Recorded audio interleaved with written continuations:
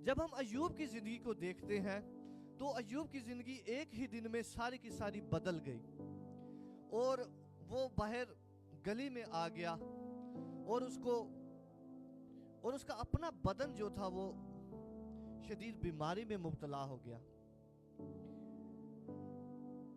लेकिन अगर आप उसको देखें तो वो कश्मकश में नहीं है। आपने अय्यूब को ऐसा नहीं देखा होगा कि वो डॉक्टर के पास भागा हो अपने फोड़ों के लिए।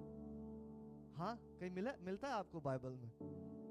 वो डॉक्टर्स के पास नहीं भाग रहा, वो अपने दूसरे बहन भाइयों के पास नहीं भाग रहा, नए कारोबार शुरू करने के लिए नहीं भाग रहा, वो कश्मकश में मुब्तला नहीं, क्योंकि वो जानता है कि खुदा जो है वो उसके साथ है और वो कुछ नया करने जा रहा है। हालेलुया।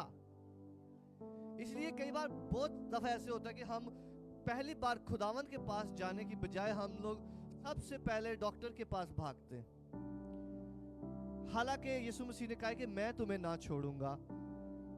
डॉक्टर तो अपनी क्लिनिक पे होता है, लेकिन यीशु मसीह आपके घर पे होते हैं। हालेलुया। यीशु मसीह कह रहा है मैं तुम्हें ना छोड़ूंगा, लेकिन हम पहला डॉक्टर के पास जाना बुरी बात नहीं है, अच्छी बात है, लेकिन यीशु मसीह कह रहा है मैं डॉक्टरों का डॉक्टर आपके घर पे बैठा हुआ,